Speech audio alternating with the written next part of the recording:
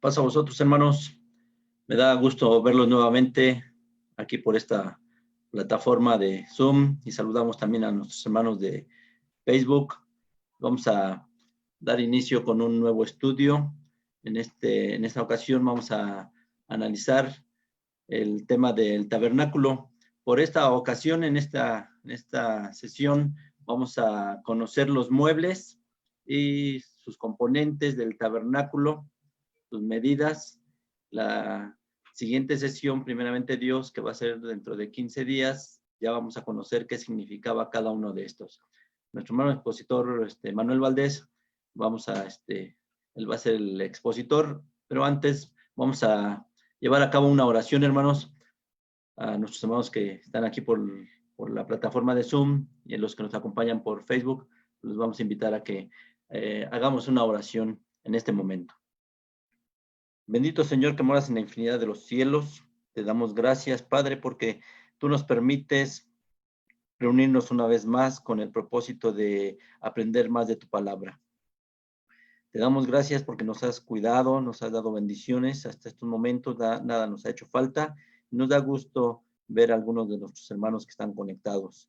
Te pedimos bendiciones a todos ellos y que, bendito Padre, podamos aprender más de tu palabra en estos momentos, que todo sea con el propósito de ampliar nuestro conocimiento y poder llevarlo a las personas. En tus manos nos ponemos en este momento, que nos llenes de tu espíritu para poder comprender todo esto, en el bendito nombre de tu amado Cristo Jesús. Amén. Muy bien, cedemos el micrófono a nuestro hermano Manuel Valdés. Adelante, hermano Manuel. Muy bien, hermanos, pues en esta tarde me permito saludar a todos los cibernautas y hermanos que nos visitan por medio de esta transmisión que realiza la Iglesia de Dios John HB. Paz a ustedes. Pues este estudio, hermanos, tiene como título El tabernáculo y sus significados, el cual pues está dividido en dos sesiones o en dos partes. La primera sesión la realizaremos el día de hoy y veremos, como ya mencionó nuestro hermano Juan, únicamente vamos a ver el tabernáculo y sus muebles, que tiene muchos accesorios, sí, pero dice el apóstol Pablo ya en 1 Corintios capítulo 2, verso 14, que hay que acomodar lo material a lo material y lo espiritual a lo espiritual. Entonces, no todos los artículos que estaban en el tabernáculo, pues tienen un significado, pero sí hay otros muebles y otros enseres que pues sí tienen su significado, y eso lo veríamos en la segunda sesión, que será dentro de 15 días. En ese estudio vamos a ver las figuras o los tipos que encerraba tan majestuosa obra que hizo Moisés juntamente con el pueblo de Israel. Antes de entrar a nuestro estudio, hermanos, quiero hacerle la siguiente reflexión que espero nos sirva mucho para entender por qué es importante estudiar también este tema del tabernáculo y sus significados. La ley de Dios es importante. El rapto que ya presentó la Iglesia de Dios John HB también es importante. Es importante también todo lo que se encuentra en la Biblia, escrito que es la voluntad de Dios. Entonces, este estudio tampoco es la excepción. Es muy importante conocer no solamente cómo estaba estructurado el tabernáculo, sino también conocer, hermanos, todas esas figuras o sombras que estaban encerradas en tan bello mueble. Me he dado cuenta, hermanos, a través pues de todo este tiempo que he conocido la Iglesia de Dios, es muy triste y lamentable ver cómo el mundo religioso con su teología no solamente ha devaluado la ley de Dios, sino que también ha devaluado su doctrina. Esa doctrina, hermanos, que le diera al hombre por medio de su Hijo Jesucristo. En el Evangelio de Juan, capítulo número 7, verso 16, el Señor dijo claramente, le decía a los judíos que la doctrina que él traía no era suya, sino que era de aquel que lo envió. Es decir, esa doctrina que conocemos hoy en día es del Padre Celestial. Esa es una doctrina divina, ¿sí? Pues esa doctrina divina, hermanos, los teólogos y el cristianismo protestante la ha devaluado, la ha adulterado cuando interpretan el significado del tabernáculo utilizando conceptos filosóficos, supersticiosos y hasta meten conceptos paganos, hermanos. Hoy en día, gracias a la tecnología, caso específico el internet, usted puede entrar a cualquier página y se va a dar cuenta el significado que le dan todos esos teólogos y todas esas gentes, por llamarlos así, cristianos, cómo utilizan, hermanos, vuelvo a repetir, conceptos paganos. ¿Sí? Entonces, el día de hoy vamos a reflexionar un poquito acerca de eso. Ahí, en 1 Corintios,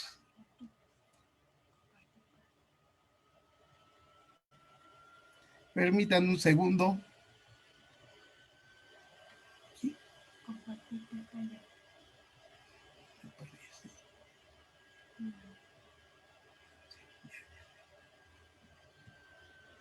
Voy a compartir pantalla.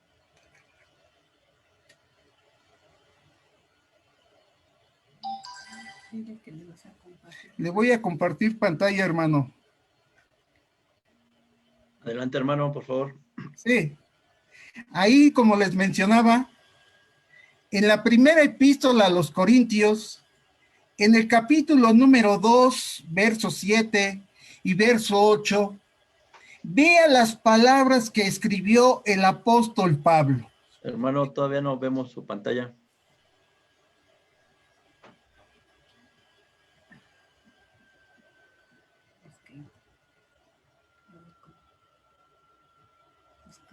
Permítame un segundo.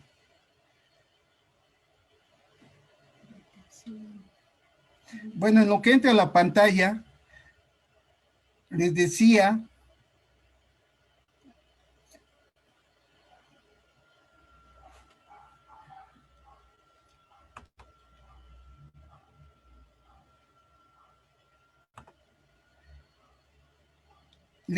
las palabras que el apóstol Pablo escribió a este respecto.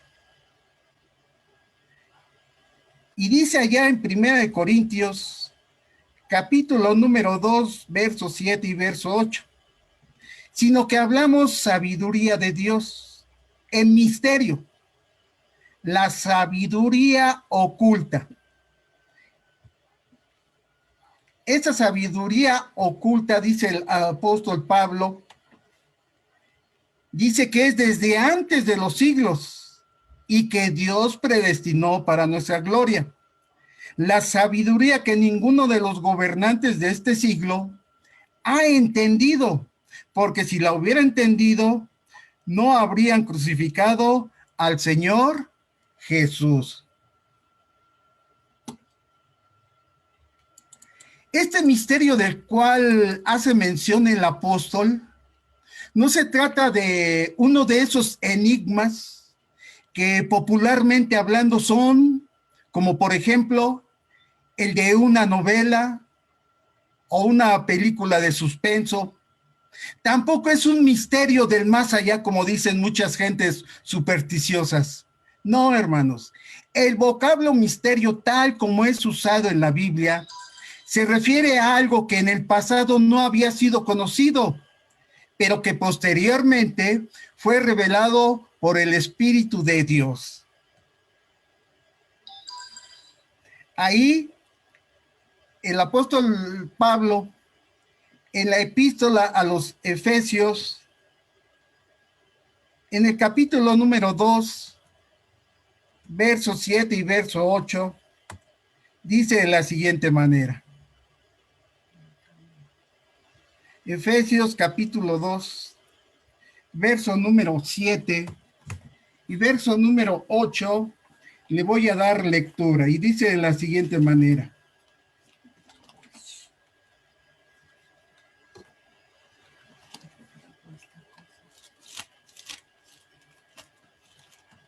Dice así: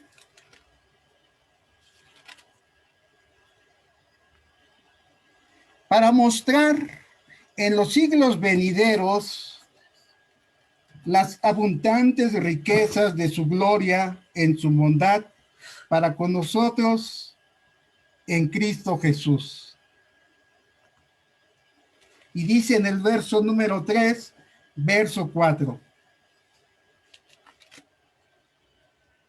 Leyendo lo cual podáis entender cuál sea esta mi inteligencia en el misterio de Cristo, el cual misterio en los siglos anteriores no se dio a conocer a los hijos de los hombres, como ahora es revelado a sus santos apóstoles y profetas en el Espíritu.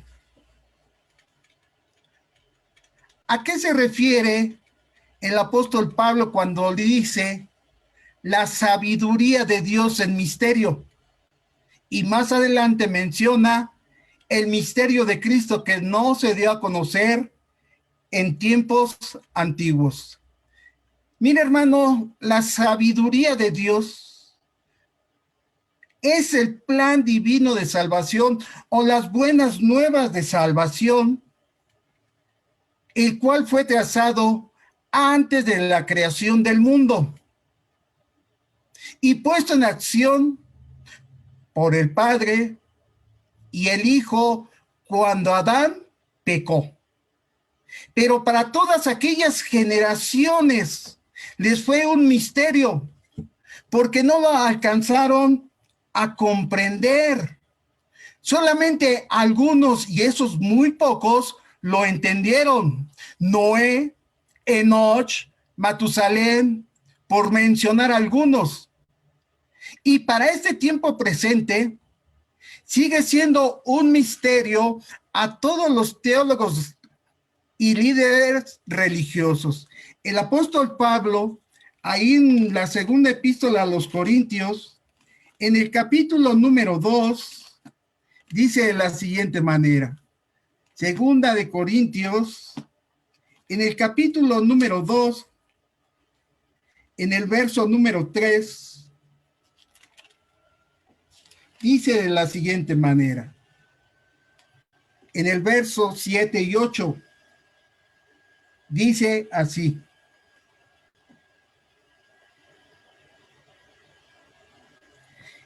Y si el ministerio de muerte, grabado con letras en piedras, fue con gloria, de tal manera que los hijos de Israel no podían fijar la vista en el rostro de Moisés por causa de la gloria de su rostro, que había de desvanecerse.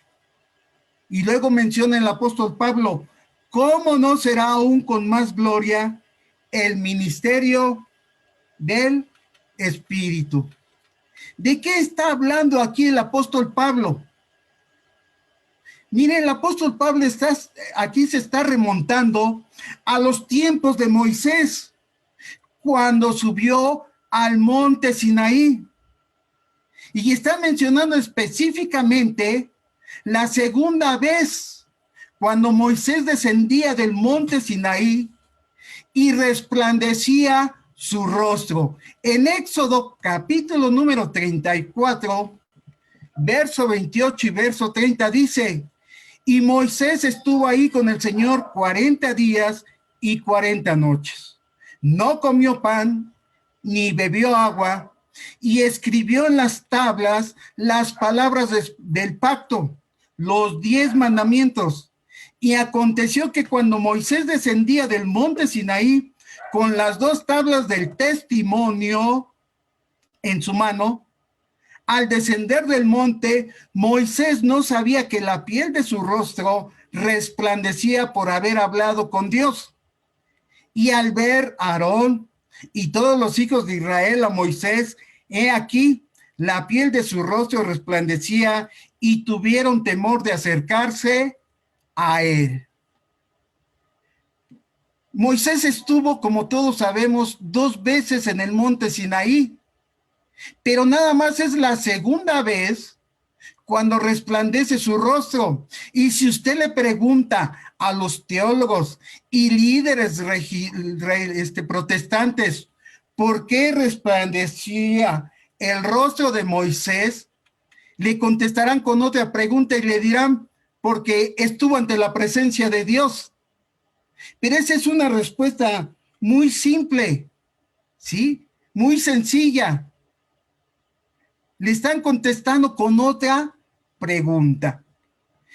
Mire, entonces nosotros les tendríamos que decir: ¿y por qué entonces no resplandeció su faz la primera vez que estuvo ante su presencia? Ahí mismo le dio también las tablas de la ley.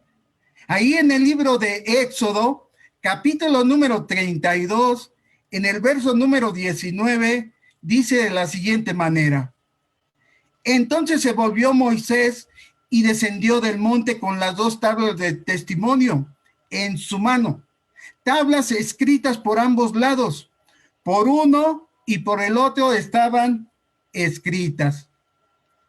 Y sucedió que tan pronto como Moisés se acercó al campamento y vio el becerro y las danzas, se encendió la ira de Moisés y arrojó las tablas de sus manos y las hizo pedazos al pie del monte. Vea cómo claramente la primera vez que subió Moisés al monte Sinaí ante la presencia de Dios y le dio las tablas de sus 10 mandamientos y descendía al ver que el pueblo se había corrompido, la escritura no nos dice que el rostro de Moisés resplandeciera, pero sí nos narra que en la segunda vez el rostro de Moisés resplandeció. Moisés volvía a traer en sus manos las tablas de piedra con los 10 mandamientos escritos con el dedo de Dios. Pero ¿qué más traía Moisés aparte de los 10 mandamientos? ¿Qué hacía que su rostro resplandeciera en esta segunda ocasión? Pues es muy sencillo, hermanos. La mente de Moisés resplandecía en esta segunda vez porque aparte de traer la ley de Dios en sus manos, traía en su mente un misterioso mensaje de salvación en figuras que el pueblo de Israel no percibió. Únicamente 144,000 israelitas que fueron llamados las primicias del evangelio. Esas figuras o tipos que venían encerrados en la ley ritual tenían que llegar a su realidad, pero en el espíritu. Por eso Pablo escribe en Romanos capítulo número 10, verso 4, porque el fin de la ley es Cristo no se está refiriendo a la ley de los 10 mandamientos, sino se está refiriendo a las leyes religiosas, las cuales ya habían cumplido su función, ¿sí? Entonces, todas esas leyes religiosas que hablaban del tabernáculo con sus muebles, que hablaban de las festividades que celebraba el pueblo de Israel, que hablaba de sus muebles, que hablaba del sacerdocio, que hablaba de todo el ritual y los sacrificios que ofrecían, anunciaban a Cristo Jesús y a la iglesia de Dios, hermanos, que era el verdadero tabernáculo de Dios. Ahí en Hebreos capítulo número 9, vea lo que escribe el escritor.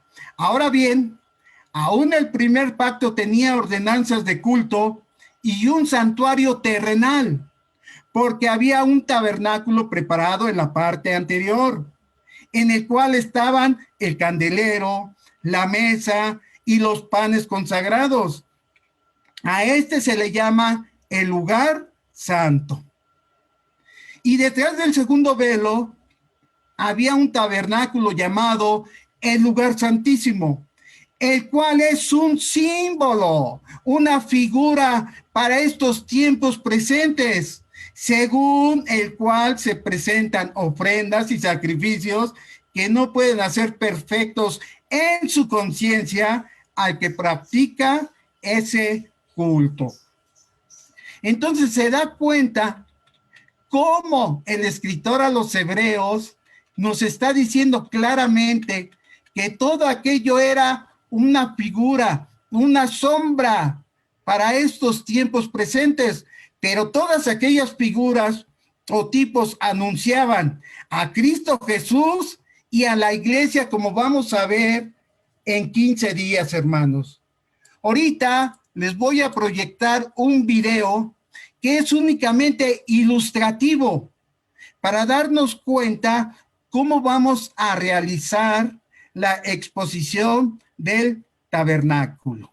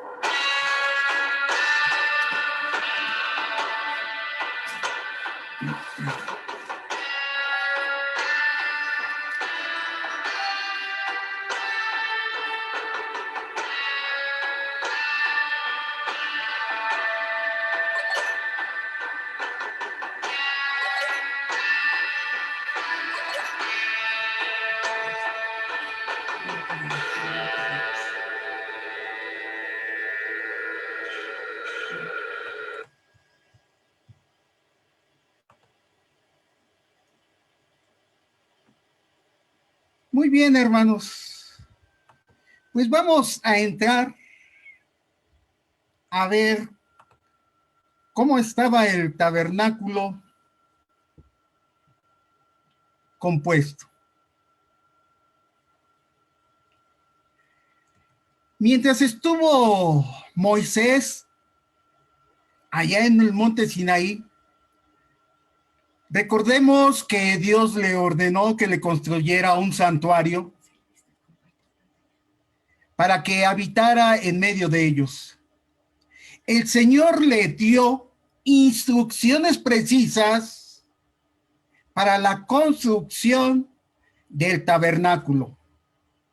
Bezalel, Aholiab y otros hombres del pueblo fueron escogidos por Dios y dotados con habilidades y sabiduría para realizar dicha obra.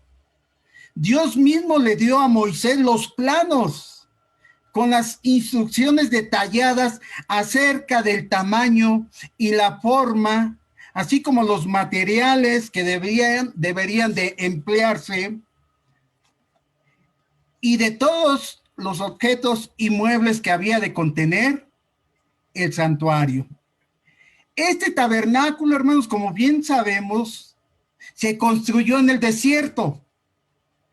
Parecía una casa de campaña, por eso toma ese nombre de tabernáculo. Este tabernáculo sería de madera y de pieles. Es decir, que este tabernáculo iba a ser, ¿qué? Armable y desarmable, ya que el pueblo de Israel andaba de un lado para otro en el desierto. Ahí en el libro de Números, capítulo número 1, verso 51, nos dice lo siguiente: y cuando el tabernáculo haya de ser trasladado, los levitas lo desarmarán, y cuando el tabernáculo acampe, los levitas lo armarán, pero el extraño que se acerque, dice, morirá. Muy bien.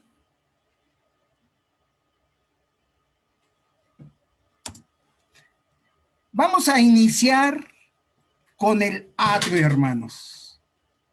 Vamos a ver cómo estaba constituido este atrio, el cual dice la Biblia, ahí en el libro de Éxodo, capítulo número 29, verso 9 al 11, dice de la siguiente manera: harás también el atrio del tabernáculo. No está compartida en la pantalla. Un segundito, mientras yo le leo la cita bíblica. Dice, harás también el atrio del tabernáculo. ¿Dónde está? Sí.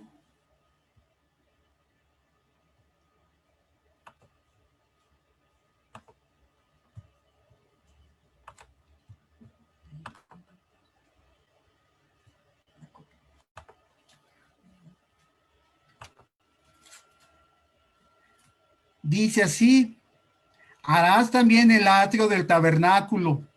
Al lado sur habrá cortinas de lino fino torcido para el atrio, de 100 codos de largo por un lado. Un codo medía aproximadamente 45 centímetros. Es decir, que ese atrio o patio grandote iba a medir de largo 45 metros por 50 codos de ancho, es decir, 22.5 metros. Y como ya vimos, iba a estar cerrado por cortinas de lino fino, sostenidas, dice, por 60 columnas. Asimismo, a lo largo del lado norte habrá cortinas de 100 codos de largo y sus 20 columnas con sus 20 basas serán de bronce. Los ganchos y las columnas y sus molduras serán de plata.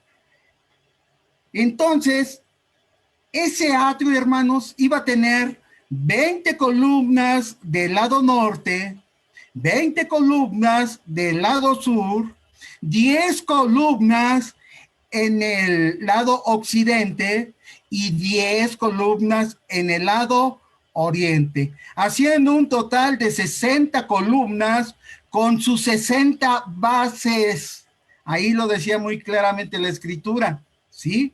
Entonces, todas esas columnas iban a sostener, hermanos, una hermosa cortina de lino fino, blanco, algo espectacular, ¿sí? Pero este atrio también tenía una puerta que estaba en el lado oriente. Y esta puerta hecha de cortinas iba a ser de varios colores. Iba a ser de color azul, de color púrpura, de color carmesí y, como ya mencioné, de lino fino, o sea, de color blanco. ¿Sí? Todas las mujeres, hermanos israelitas, trabajaron arduamente en realizar todas esas cortinas, las que vuelvo a repetir. En el lado oriente había 5 columnas que iban a sostener esa hermosa cortina para poder entrar al atrio, ¿sí? En el libro del Éxodo, capítulo 38, versos 18 y 19, dice lo siguiente la palabra de Dios: y la cortina de la entrada del atrio de tela azul, púrpura y escarlata y lino fino torcido era obra de tejedor. La longitud era de 20 codos y la altura de 5 codos, es decir, aproximadamente 2,5 metros. ¿Sí? Dice, sus 4 columnas y sus 4 basas eran de bronce, sus ganchos eran de plata y el revestimiento de sus capiteles y sus molduras eran también de plata. ¿Sí?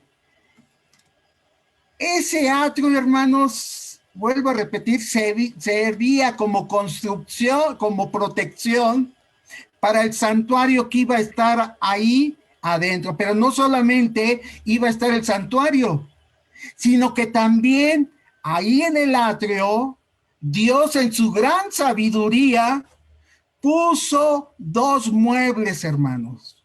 Uno de ellos fue el altar de los sacrificios. Ahí en el libro del Éxodo, capítulo número 38, verso 1, verso 2 y verso 4, vea lo que nos dice la escritura.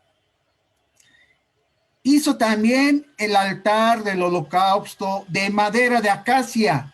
Es decir, en muchas Biblias aparece madera de sitín, pero esta era la madera más resistente, hermanos, que había ahí en el desierto, en el Sinaí, para poder resistir las inclemencias que iban a imperar en el desierto. Dice que ese altar de los sacrificios iba a ser de 5 codos de longitud, aproximadamente 45 centímetros. Perdón, 5 codos de longitud, 5 codos de anchura, iba a ser cuadrado y de 3 codos su altura. Y le hizo cuernos en sus 4 esquinas. Los cuernos eran de una misma pieza con el altar y lo revistió de bronce. Y por debajo de su borde, hizo para el altar un enrejado de bronce en forma de red que llegaba hasta la mitad del altar. ¿Sí? Muy bien, hermanos, pues ese es el altar de los sacrificios, pero también estaba otro mueble que era llamado la fuente de metal o la fuente de bronce. ¿Sí? Dice ahí en el libro del Éxodo, capítulo 30, verso 17, lo siguiente: y el Señor habló a Moisés diciendo, harás también una pila de bronce con su base de bronce para el lavatorio, y la colocarás entre la tienda de reunión y el altar, y pondrás agua en ella, y con ella se lavarán las manos, los pies, Aarón y todos los hijos que iban a fungir de Aarón como sacerdotes. Al entrar en la tienda de reunión, se lavarán con agua para que no mueran. También cuando se acerquen al altar a ministrar para quemar alguna ofrenda encendida al Señor, dice, se lavarán las manos y los pies para que no mueran. Y será estatuto perpetuo para ellos, para Aarón y su descendencia por todas sus edades. Esos dos muebles que acabamos de ver, hermanos, estaban ahí en el tabernáculo. En el atrio. Ese altar de los sacrificios, ahí, hermanos, se iban a consumir por medio del fuego todas las ofrendas, o es decir, todos los animalitos se iban a consumir a fuego hasta hacerse ceniza. Y el sacerdote en los 4 cuernos iba a poner la sangre de esos animalitos. Pero antes de que realizara esa actividad, tenía que ir primeramente a esa fuente de metal a lavarse las manos y a lavarse los pies para poder realizar ese rito o esa ceremonia. Muy bien, esos dos muebles, hermanos, estaban puestos en dirección a la entrada del tabernáculo o tienda de campaña. Para poder entrar a esa casa de campaña, tenía en la entrada también, hermanos, una cortina que iba a servir como entrada. Dice el libro del Éxodo, capítulo 25, número 28, y que hagan un santuario para mí, para que yo habite entre ellos. Vamos a ver cómo estaba distribuido este tabernáculo o esta tienda de campaña. Primeramente, como les mencioné, se encontraba aquí la puerta para poder entrar ahí al lugar santo, hermanos.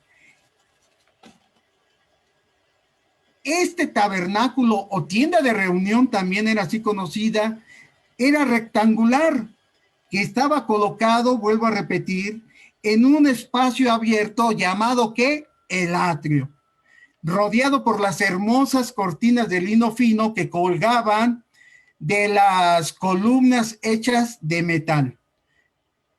Esta tienda de campaña fue hecho con 48 tablas cubiertas de oro, paradas y sujetadas en 96 bases o basas que eran de plata.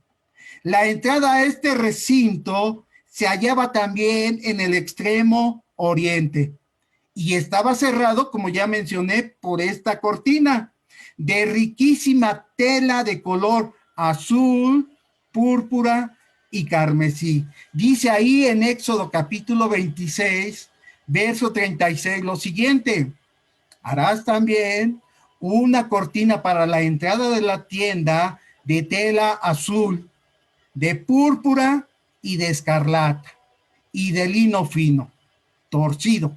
¿Obra de qué? De tejedor, hermanos. Es decir, que tenía que quedar primorosa. Y hará 5 columnas de acacia para la cortina, y las revestirás de oro, y sus ganchos también serán de oro, y fundirá 5 basas de bronce para ella.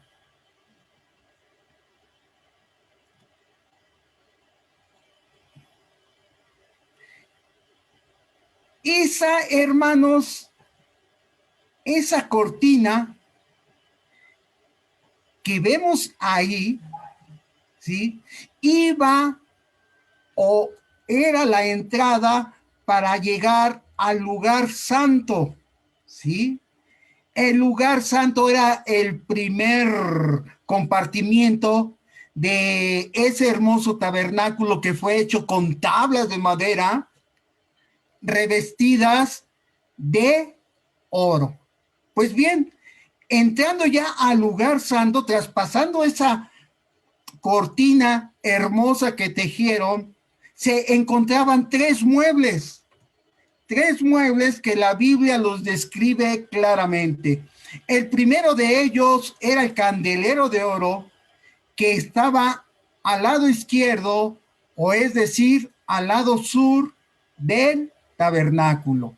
Y ahí en el libro de Éxodo, capítulo 25, número 31, capítulo 25, verso 31 y verso 32 nos dice lo siguiente: harás además un candelabro de oro puro.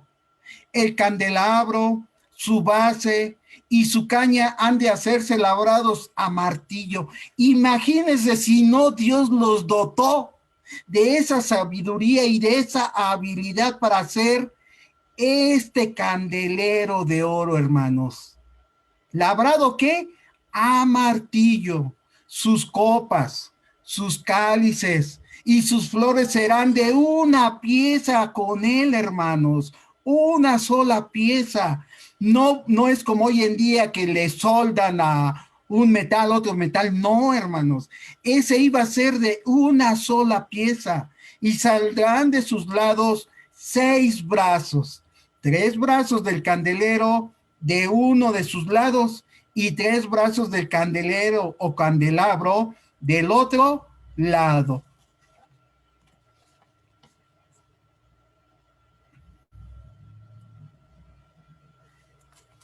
Ese era el mueble, hermanos, que estaba ahí en el lugar santo, vuelvo a repetir, al lado izquierdo o al sur del tabernáculo. Pero enfrente del candelero de oro estaba otro mueble también no menos hermoso, hermano, estaba primoroso, que era conocido como la mesa de los panes de la proposición. Ahí en pantalla nos dan las medidas. Medía un codo de ancho, es decir, 45 centímetros, 2 codos de largo, es decir, 90 centímetros, y un codo y medio de alto, 67 centímetros. Y ahí en el libro del Éxodo, capítulo 25, verso 23, nos narra lo siguiente el escritor: y harás asimismo una mesa de... Voy a mover un poquito aquí de madera de acacia. Su longitud será de 2 codos, su anchura de 1 codo y su altura de 1 codo y medio. Y la revestirás de oro puro y harás una moldura de oro a su alrededor. Y pondrás sobre la mesa el pan de la presencia perpetuamente delante de Jehová. Esa mesa, hermanos, en esa mesa, que fue también revestida de oro, se iban a poner 12 panes divididas en 2 columnas. Es decir, en una columna iba a haber 6, en otra columna otros 6. Esos panes se les iba a poner incienso también. Y esos panes iban a ser cambiados únicamente el día de Shabbat, o sea, en el 7º día, ¿sí? Dice entonces que ese pan fue colocado en 2 órdenes. Y estos panes, cuando eran cambiados cada día de Shabbat, los que cambiaban, los sacerdotes se lo comían. Y entonces ellos ponían el pan nuevo que llevaban a la mesa de la proposición. Voy a volver a abrir.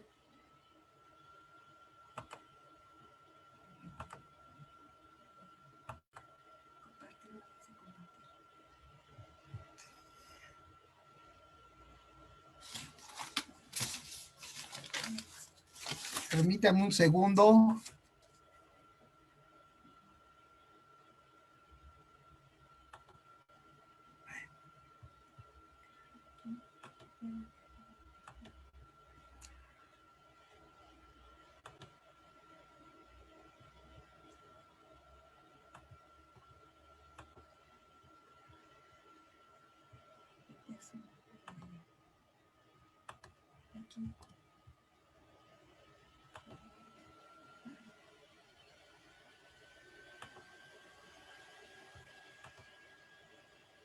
Estoy teniendo un poquito de problemas, hermanos, discúlpenme.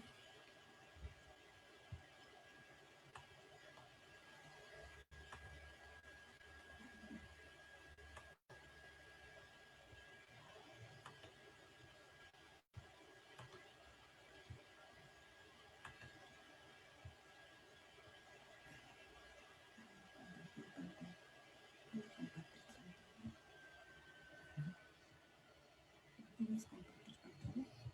Sí, es la de aquí. No, es que esta. Meter la diapositiva. Abre la que sí. Así.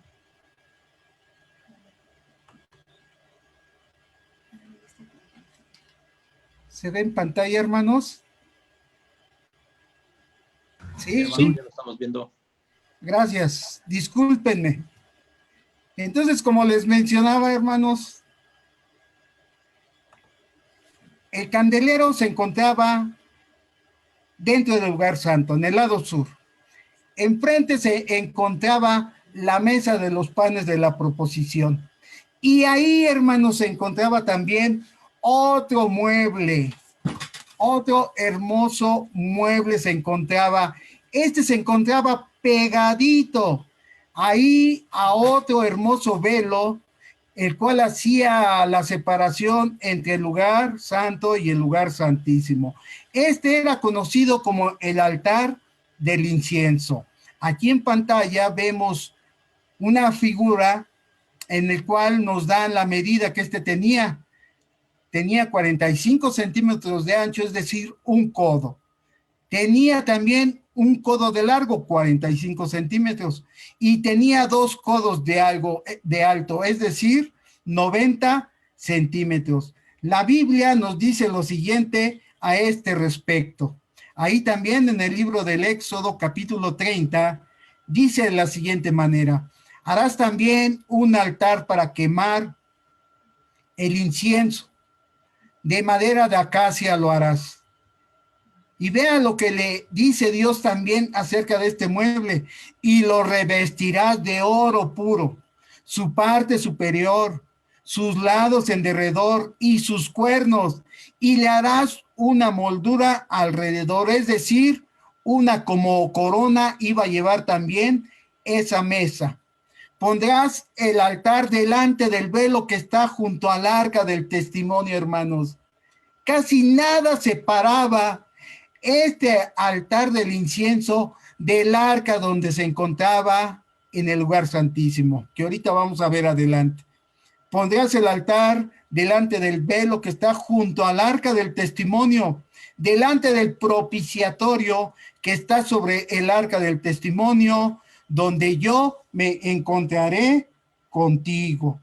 Ese era, hermanos, el tercer mueble que se encontraba ahí en el lugar santo. Y vuelvo a repetir, había también dentro de esa casa de cortinas otro hermoso velo. Ese velo iba a ser la separación ahora de lo que era el lugar santo del lugar santísimo, pero lo dividía este hermoso velo que nos ponen aquí las medidas en pantalla. Medía 10 codos de alto, 4.50 metros aproximadamente, y 10 codos de ancho, es decir, 4 metros 50 centímetros. Pero vea lo que nos dice a este respecto el libro del Éxodo, capítulo número 26, verso 31 y verso 33 al 33. Y harás también un velo de cárdeno, de púrpura, de carmesí y de lino torcido. Dice, será hecho de primorosa labor, con querubines, y has de ponerlo sobre 4 columnas de madera de sitín, cubiertas de oro, sus capiteles de oro, sus bases o basas de plata. Y pondrás el velo debajo de los corchetes y meterás allí del velo adentro el arca del testimonio. Y aquel velo os hará separación entre el lugar santo y el lugar santísimo.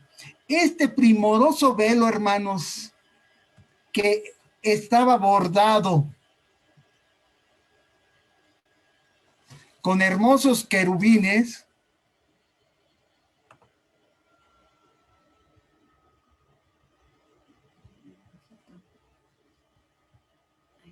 iba a ser separación entre lo que es el lugar santo del lugar santísimo.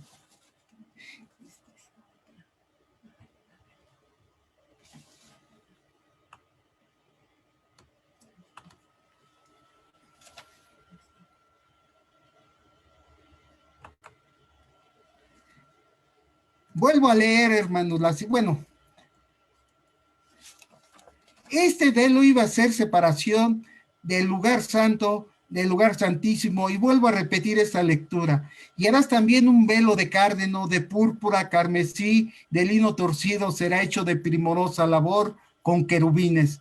Y has de ponerlo sobre 4 columnas de madera de sitín, cubiertas de oro, sus capiteles de oro, sus basas o de plata, y pondrás el velo debajo de los corchetes y meterás allí del velo adentro el arca del testimonio, y aquel velo os hará separación entre el lugar santo y el lugar santísimo. Y llegamos, hermanos, fíjense lo que es maravilloso, a través de la tecnología, más o menos nos damos una idea de cómo estaba constituido el lugar santísimo. Al lugar santísimo donde únicamente tenía acceso el gran sacerdote o sumo pontífice, y eso nada más una vez al año.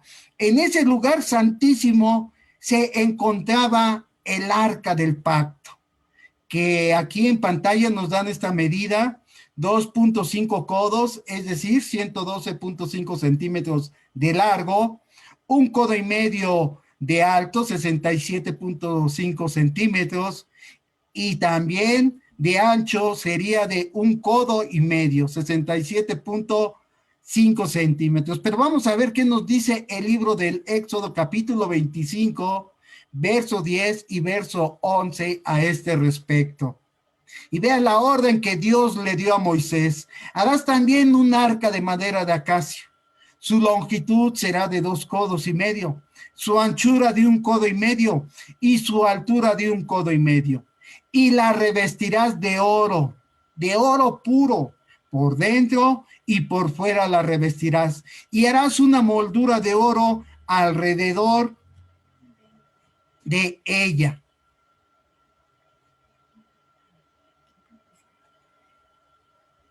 Pero esta hermosa arca, hermanos, tenía también una hermosa tapa llamado el propiciatorio, el cual medía 1.5 codos de ancho, 67.5 centímetros, y medía 2 codos.5 de largo. ¿Sí? Esta hermosa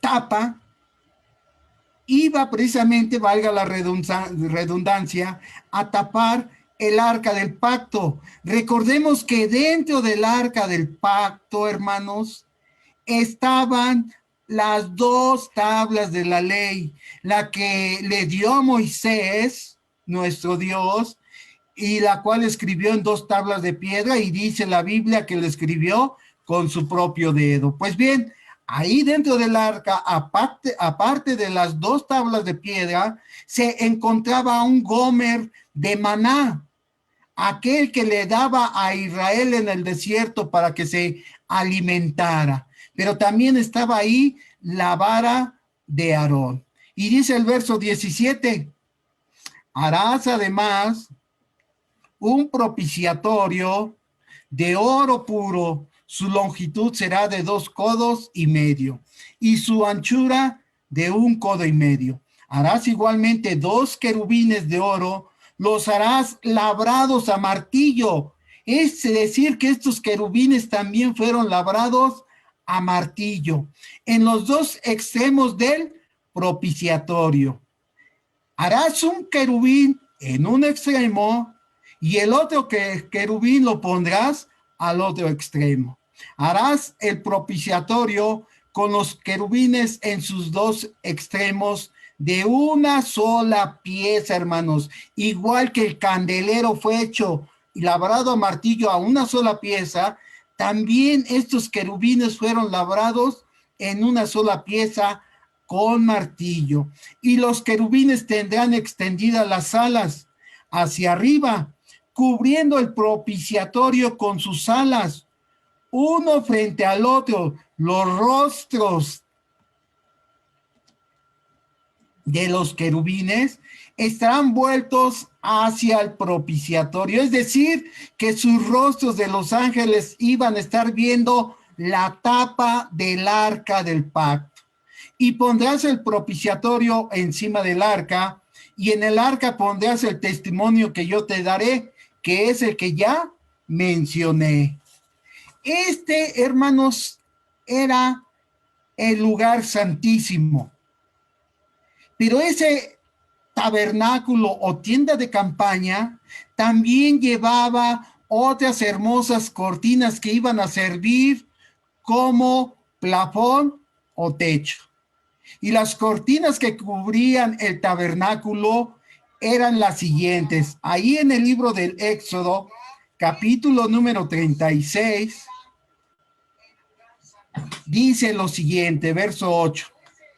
Y todos los hombres hábiles de entre los que estaban haciendo la obra hicieron el tabernáculo con 10 cortinas de lino fino torcido, de tela azul, de púrpura y de escarlata. Esa tela, hermanos, la primera, de abajo hacia arriba, también iba a llevar querubines, obra de hábil artífice. Y fíjese quién fue el que labró esas hermosas cortinas. Bezalel, que pertenecía a la tribu de Judá. Dice que Bezalel las hizo. Hizo también cortinas de pelo de cabra a manera de tienda sobre el tabernáculo. Hizo 11 cortinas en total. Hizo también para la tienda una cubierta de pieles de carnero teñidos de rojo y otra cubierta de pieles de marsopa o de tejón por encima.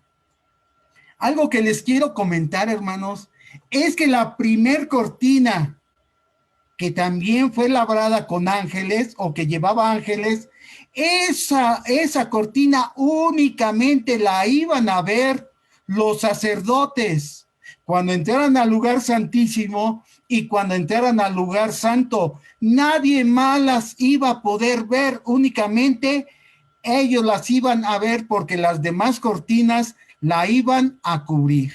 Verso 43 dice, este tabernáculo, hermanos, cuando fue terminado, Moisés lo revisó, Moisés lo examinó y estuvo checando, hermanos, todo ese tabernáculo, que vio que no le faltaba nada, que todo fue hecho conforme Dios se lo mostró, conforme Dios se le reveló, conforme le dio las medidas, los muebles que iban en el atrio, los muebles que iban en el lugar santo, los muebles que iban en el lugar santísimo, las cortinas, las telas, en fin, hermanos, todo eso lo checó Moisés. Y cuando vio la obra terminada, que duró aproximadamente medio año, vea las palabras que expresó Moisés cuando vio terminado el tabernáculo. Y Moisés examinó toda la obra, y he aquí, la habían llevado a cabo tal y como el Señor había ordenado.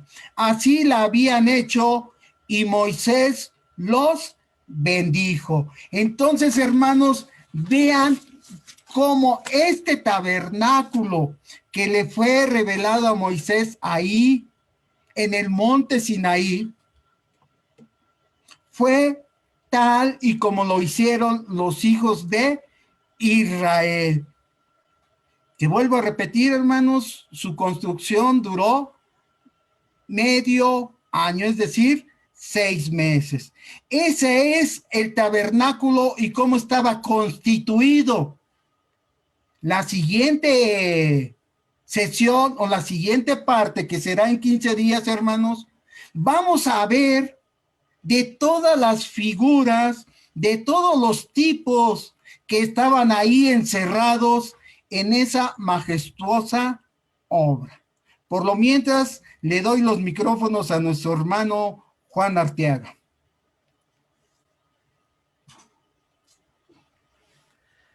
Muchas gracias, hermano Manuel. Bueno, hermanos, no sé si alguno de ustedes tenga algún comentario, alguna pregunta que quiera realizar a nuestro hermano expositor sobre este tema. Aquí, más que nada, lo que se presentó fue la composición del tabernáculo, todos sus muebles, sus medidas, y cada una de ellas tenía un propósito, tenía un porqué. Dios, cuando le pide a Israel que haga esto, es con un propósito. Todo eso, hermanos, lo vamos a conocer en la siguiente exposición, que el tema va a ser el de tabernáculo y sus significados. Primeramente Dios, dentro de 15 días, ya que pues la semana que entra tenemos una actividad en la congregación y pues sí nos lleva un poquito de tiempo. La siguiente sesión sería el domingo 27 de septiembre. Pero quisiera saber si alguien tiene alguna duda, algún comentario. Nuestros hermanos aquí por Zoom, si gustaran abrir sus cámaras para poder observarlos.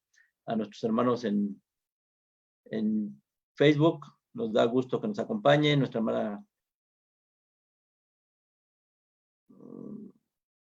tenemos hermanos, aunque no nos han puesto sus nombres, nuestra hermana Elizabeth Reyes, que continuamente nos acompaña, nuestro hermano Miguel Segura, también nos está acompañando por Facebook. Nuestro hermano Cruz Gutiérrez también está por Facebook. Me da gusto saludar a mi hermana Austria, que nos acompaña aquí por Zoom también. Nos está acompañando. Nos da gusto verlos.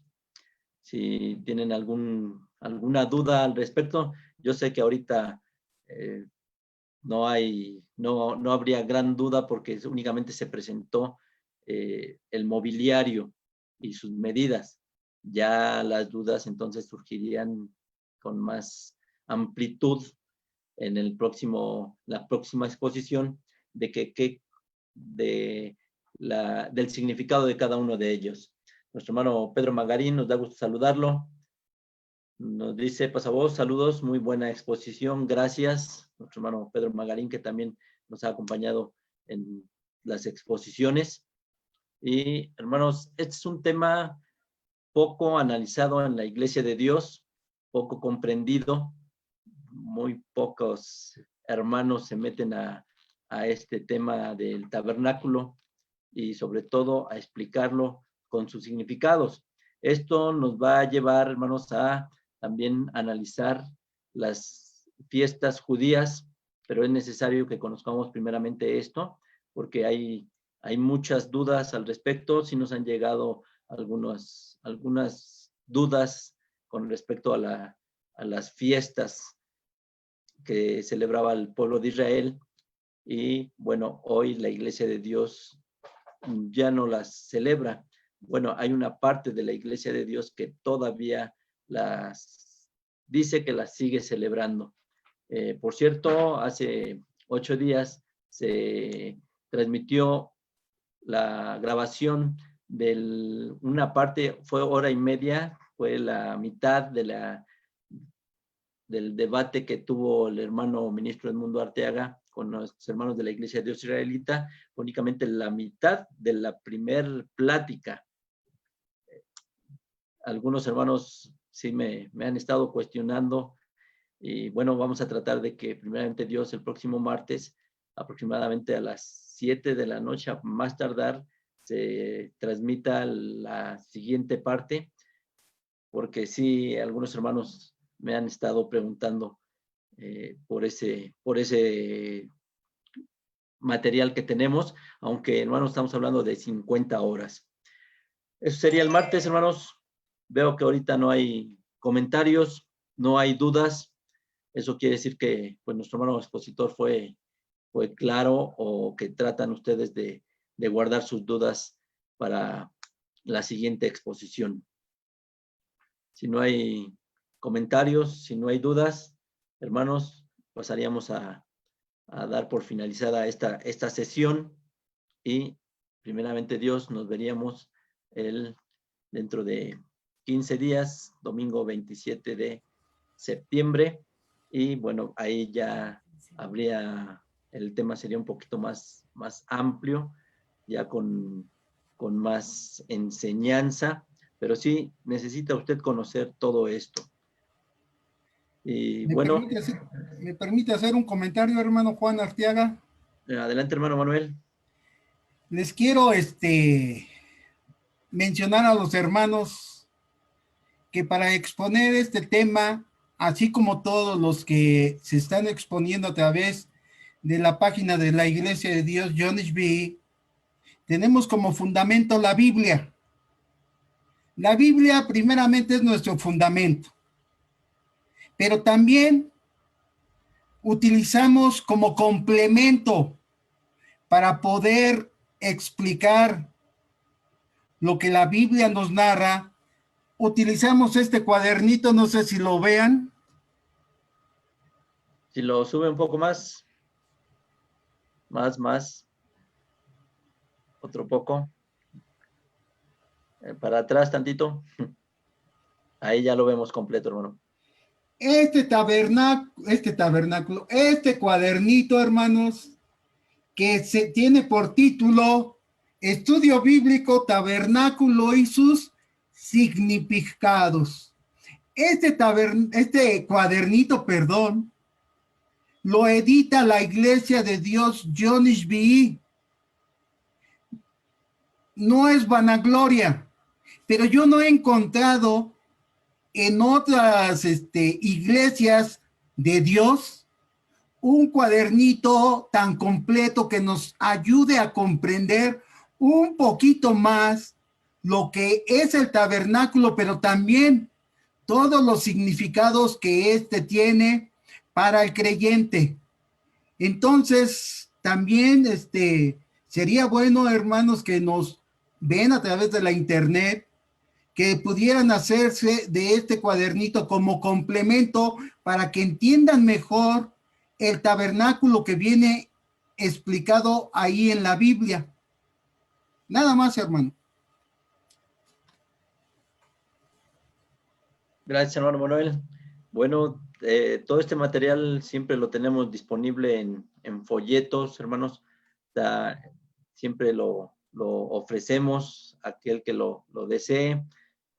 Todo esto tiene un costo de recuperación, hermanos, no es negocio, simple y sencillamente para poder seguir editando todo este material.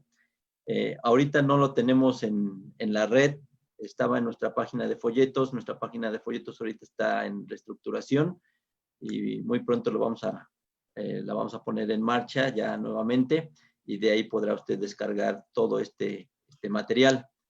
Y siempre estamos abiertos a los comentarios, a las dudas, hermanos. Siempre la Iglesia de Dios, en especial la Iglesia de Dios John Mesby, es abierta a las dudas, a los comentarios. Si algo está mal, hermanos, y lo analizamos y se fundamenta bien dentro de la palabra de Dios, hermanos, nosotros estamos dispuestos a corregir cualquier error que pudiéramos tener. Así de que, pues, nos queda abierta la invitación a que ustedes lo puedan adquirir directamente con nosotros, o bueno, siempre aparece un número telefónico que es para utilizarlo vía WhatsApp, y ahí también les podemos enviar este material en formato PDF, que es el 55-2302-5000. Ahí lo pueden también solicitar vía WhatsApp para que se los enviemos vía o formato PDF, hermanos. ¿Algún comentario más, hermanos?